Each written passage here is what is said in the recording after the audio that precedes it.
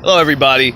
It's very interesting how Robert Mueller's investigation led to the indictment of Manafort.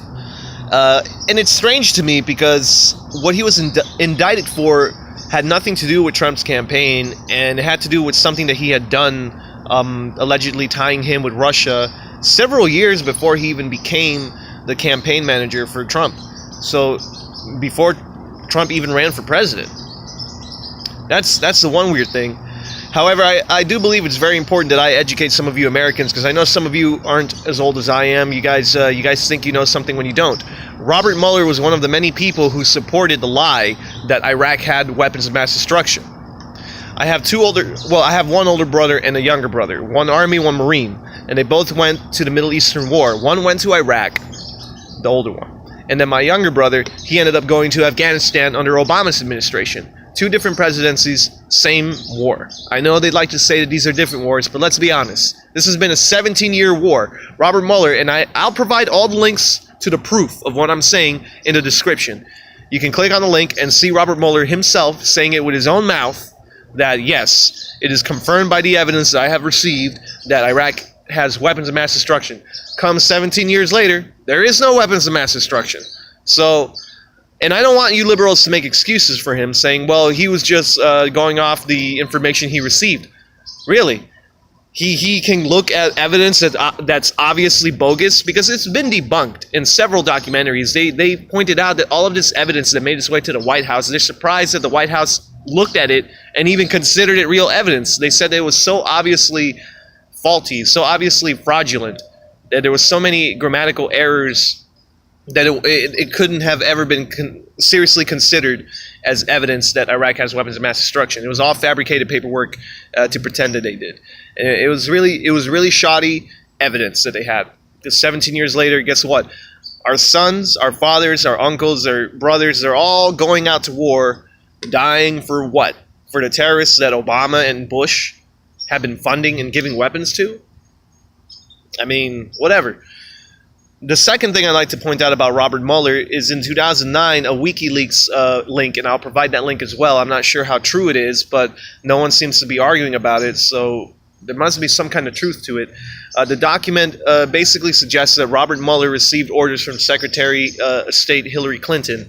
This was all completely legal. He legally gave a 10-gram sample of uranium to Russia under her orders. He flew to Russia in Moscow, gave him 10-gram sample of uranium, enriched uranium, and then left. And that was the end of it.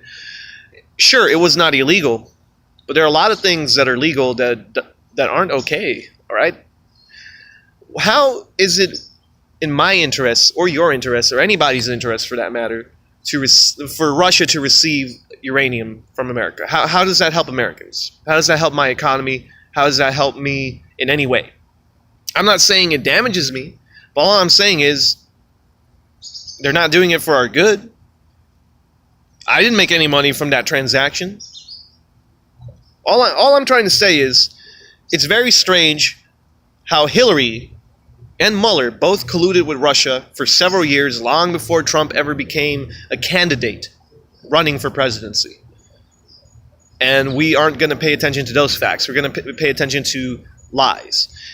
It's strange to me because a lot of liberals are willing to go into dirt that Hillary has and use that dirt to try to tie Trump into it. It's almost as if the dirt isn't good enough to get Hillary arrested, but if in some way, shape, or form somebody who worked with Hillary and Russia is now working for Trump, they're more quick to jump at Trump's throat than they are with Hillary when she has direct evidence suggesting that she gave away a large amount of our uranium to Russia. So I don't know.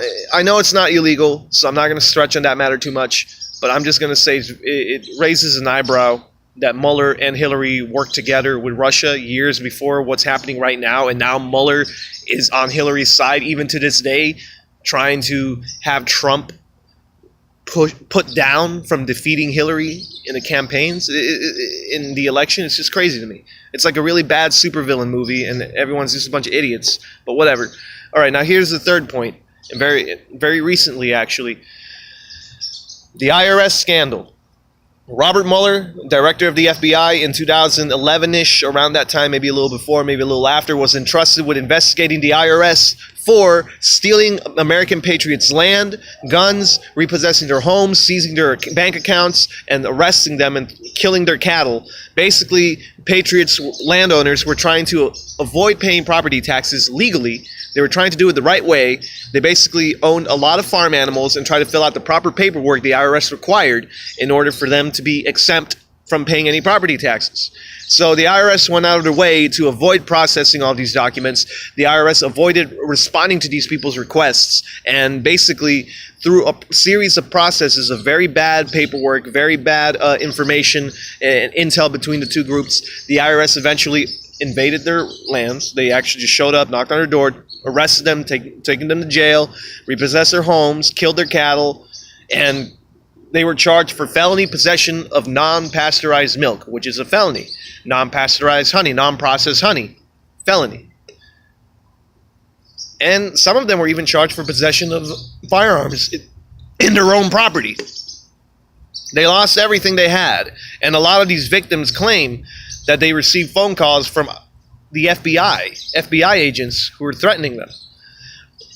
The Judiciary House Committee in 2013, and I'll provide this link as well, cracked down on Mueller, and they were scolding him. And it was kind of embarrassing to see him freeze up like a child and not be able to list any information helpful. He had nobody leading the case. The case was not solved. He didn't contact any of the victims. He didn't interview any of the victims about what had happened. He didn't investigate the IRS at all. Eventually, the cases went cold because the leader of the IRS at the time, the head of the IRS, stepped down and no longer works for them. So now the investigation doesn't need to exist because the people who were controlling the IRS at the time it's under new orders now. So now there's no point in investigating somebody when it has a new owner. So the FBI basically just allowed the IRS to screw a bunch of American people and then never investigated when they were supposed to investigate. And Robert Mueller was not able to answer any questions. He never found out the rogue FBI agents. He never found out anything in the investigation at all. It was very embarrassing. He was right there being scolded. Like, you can't even tell me who's leading the investigation. You can't tell me if you contacted any of the victims. You haven't done anything. It's been so many months. It's been so many weeks since the investigation started, and you guys haven't done anything. And Mueller's like, that's right. We don't know nothing yet. At this current juncture, I do not know nothing. Well, what about before the investigation started? Can you tell me anything about that? Nope. You're asking details about the investigation. What? No, we're asking you about before the investigation started. Can you tell us anything? No, he can't say anything. So how is it that this guy who screwed over the American people in the IRS scandal very recently, this guy who colluded with Russia and Hillary in 2009, this guy who lied about Iraq having weapons of mass destruction way back when Bush just started being president, how is it that now we're going to turn a blind eye to all this and say he's a good guy? Like, I swear, it's gotten to the point where Mueller could be a serial killer or a freaking rapist, and you liberals will still say, oh, you're talking about the past. No, man. What the real problem is that Trump isn't part of the globalist scheme. That's really what it is. Look, I'm not saying I'm a diehard Trump fan. There's a lot of things he said that I don't like. I would like banning the gays from the military. or transgenders rather. That I did not like that. There's a lot of things he says that I hate. But I'm not gonna go psycho and say that I want Mueller, this crazy psycho dude that I don't trust, to overthrow Trump. I don't want that either. Trump is just more like that annoying bigot uncle that you have to deal with when you bring your gay friends over. Like, that's it. Like, I get it. I'm not gonna support the obviously bad things Trump has said. But at the same time, I'm not gonna pretend that he's worse than Hillary or Mueller, because I believe Robert Mueller is a threat to national security. Thank you. Have a good night, everybody.